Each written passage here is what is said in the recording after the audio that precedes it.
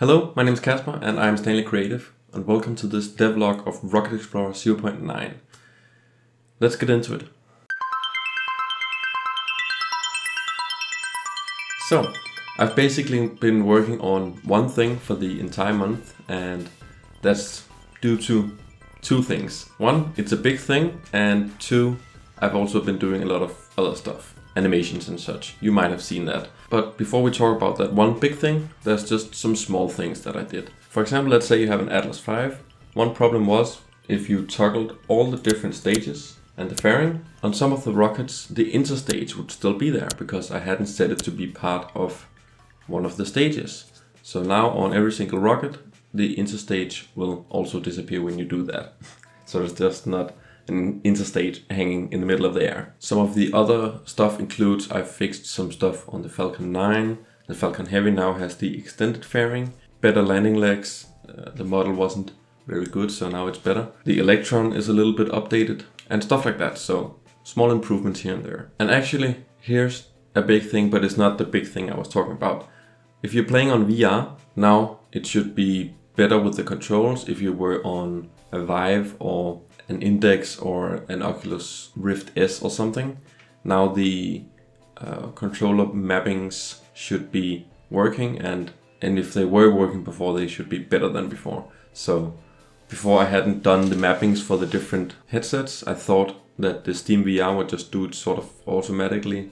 I don't know why I thought that, because I did it for the Oculus Rift. So yeah, but now you do have the mappings, and it should be all good. There are also some small other improvements to VR again here and there. But you can always go and read everything that I've done on the rocketexplorer.space website. There's a release log where I list everything that I've done this month. Alright, let's get to the big thing. If you pause, you'll see this little icon.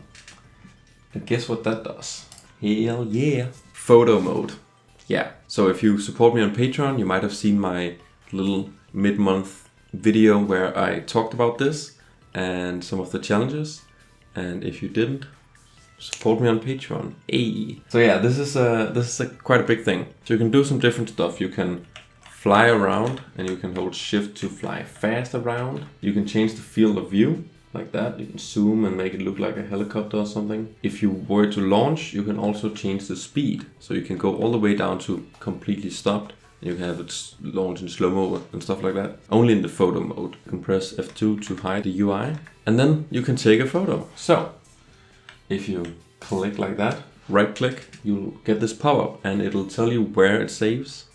And you can click confirm or cancel. It'll remove the UI and it'll put this little watermark automatically. You can't change the place it saves. It does just save in the folder where the game is saved, or in a subfolder called data or something. And that's one of the reasons this has taken the entire month. I tried really hard to make a system where you could choose the point where you save, you choose the folder and stuff like that, and it was just hell. So I ended up with you having to type it yourself, and you had to do it exactly correct or it wouldn't work, and it was a pain, and I couldn't get it to open that normal pop-up you see when you save a photo from the web. It just tells you where it saves, and you can go look that up and you can see a photo. One of the other things with the photo mode that I really struggled with is the fact that it's a bit darker than what you see on screen, and you can put it into a photo editing software and mess with it, and it should have all the data. It's just a bit darker. It still has all the post-processing and the glow and the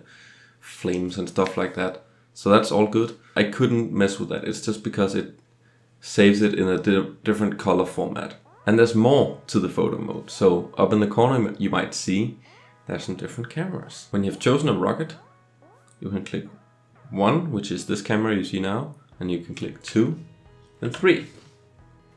Hell yeah. You can launch a rocket and you can click that and it'll... You know what, I'll show you. Look at that. That's pretty cool, I think. So now you have an onboard camera while it flies, and you can also take photos right there if you want to. But yeah, I think that looks pretty cool. You will notice if you stay there long enough that the animation for the launch sort of isn't going into space. because it's just a flat plane where you are. It's not the entire Earth and stuff like that. And it also doesn't turn. Yeah, the launch animation has been sort of a placeholder for now. It's all the same for all the different rockets. It just goes up and it starts to go sideways, but it doesn't rotate the rocket. It's kind of weird, but you wouldn't notice from the ground. But now you can, and yeah, I didn't have time to fix that as well. That might be in the next update, and I don't know how to make it look like it goes into space. I'll figure that out.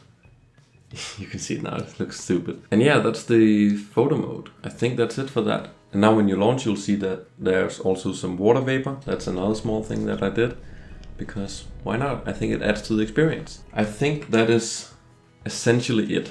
I'm a little busy and I had to just do this right now. I might have forgotten some stuff.